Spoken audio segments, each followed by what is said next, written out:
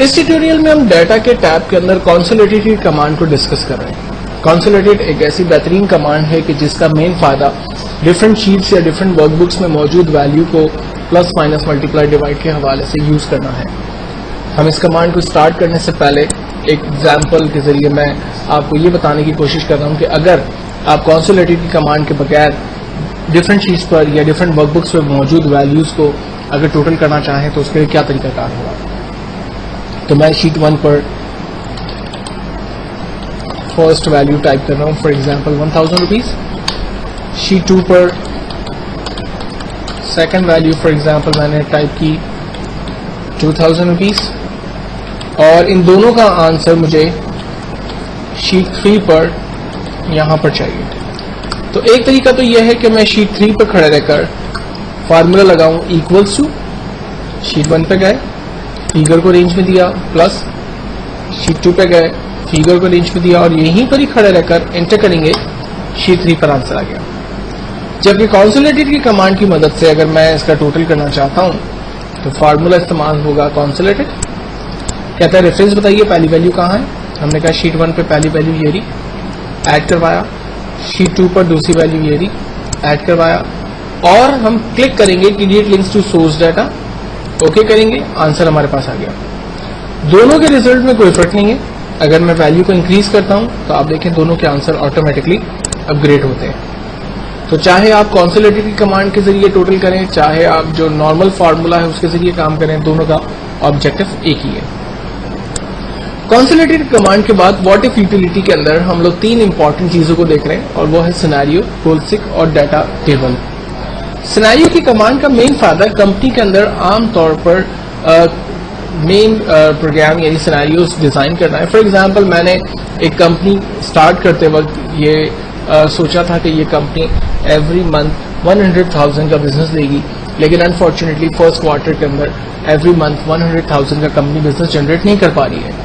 अब उसके बहुत सारे रीजंस हो सकते हैं। मिसाल के तौर पर पहला रीजन ये हो सकता है कि शेयर के हालात जो है वो ठीक नहीं थे, जिसकी वजह से कंपनी ने प्रॉपर काम नहीं किया, या लोड शेडिंग की वजह से कंपनी की प्रोडक्शन जो है वो बहुत अच्छे से नहीं हो सकी, जिसकी वजह से बिजनेस बहुत अच्छा नहीं हुआ। तो ये एक रीजन हो सकता है। अच्छा, कंपनी ने फॉर एग्जाम्पल बिजनेस जो है वो जो भी किया वो 100,000 के टारगेट को अचीव नहीं कर सकी, कम बिजनेस हुआ। तो ऐसा भी हो सकता है कि जो बिजनेस उसने रियल में किया वो उससे कम भी हो सकता था। लाइक अगर लोड शेडिंग उससे ज्यादा होती तो कंपनी का बिजनेस ज्यादा खराब होता। अगर हालात जो है वो मजीद ज्यादा दिन खराब रहते तो डेफिनेटली जो है वो कंपनी का बिजनेस जो ओरिजिनल बिजनेस है उससे भी कम होता। तो उन तमाम चीजों को बेसिकली कंपेयर करने के लिए कंसोलिडेटेड की कमांड का हम इस्तेमाल करते हैं, और इसको मैं क्रिएट कर देता हूँ। फॉर एग्जाम्पल मेरी कंपनी ने फर्स्ट क्वार्टर के अंदर कुछ बिजनेस किया। पहले क्वार्टर में होने वाला बिजनेस लाइक मैंने यहाँ पर डिफाइन कर दिया। इसका टोटल आंसर मैं निकाल लेता हूँ कि कंपनी ने टोटल 15,000 रुपीज का बिजनेस एक्चुअल में कर लिया है। अब कंपनी ये सोचती है कि बिजनेस उससे ज्यादा हो सकता था और बिजनेस उससे कम हो सकता था, और इसके लिए अब वो कंसोलिडेटेड व्हाट इफ यूटिलिटी में जाकर सिनेरियो डिफाइन करना चाहती है। सिनेरियो में आने के बाद हम सबसे पहले ऐड के बटन पर क्लिक करते हैं, और मैं कहता हूं कि कंपनी अगर इससे कम बिजनेस करती मिनिमम, तो कितना कम बिजनेस करती।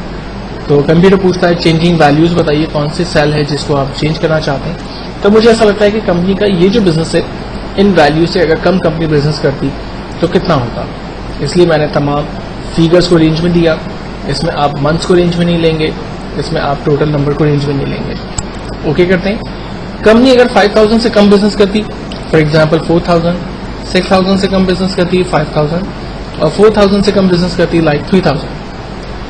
मिनिमम वैल्यूज डिफाइन करने के बाद हम ऐड के बटन पर क्लिक करते हैं, और हम बताते हैं कि अगर कंपनी इससे ज्यादा बिजनेस करती है मैक्सिमम, इन फिगर से ज्यादा, इन फिगर से ज्यादा, ओके कितना ज्यादा, फॉर एग्जांपल 5,000 से 6,000, 6 से ज्यादा 7, और 4 से ज्यादा 5,000 का बिजनेस करती है। जब मिनिमम मैक्सिमम दोनों वैल्यूज ऐड हो जाएंगी तो फाइनली हम ओके करेंगे। यहाँ पर देखें मिनिमम मैक्सिमम दोनों सिनेरियोस हमारे पास क्रिएट हो चुके हैं। लास्ट में हम समरी के बटन पर क्लिक करते हैं। चूंकि हम शुरू में ही टोटल के सेल के ऊपर मौजूद थे तो उसका सेट सेल वैल्यू या उसकी सेल एड्रेस का जो नंबर है वो खुद से यहाँ पर आ गया। अदरवाइज आप क्लिक करके भी उसको हासिल कर सकते हैं। फाइनली हम ओके करते हैं। कंप्यूटर ने सिनेरियो समरी के नाम से एक नई शीट कलरफुल स्टाइल में हमें क्रिएट करके बता दी, जिसमें ये हमें बताता है कि हमारी कंपनी का जो एग्जैक्ट बिजनेस है वो 15,000 है। अगर कंपनी कम से कम बिजनेस करती थी तो हो सकता था कि 12,000 का बिजनेस होता, और अगर कंपनी ज्यादा बिजनेस करती तो एक्सपेक्टेड था कि 18,000 का बिजनेस होता। लेकिन आप इस पूरे सिनेरियो को अगर गौर से देखें तो आपको ये अंदाजा होगा कि ये तमाम फिगर्स आपने खुद ही इनपुट की थी। इसने आपके लिए एक कलरफुल शीट बनाकर आपको कंपैरिजन वाइज डाटा आपके सामने बनाकर दिखा दिया।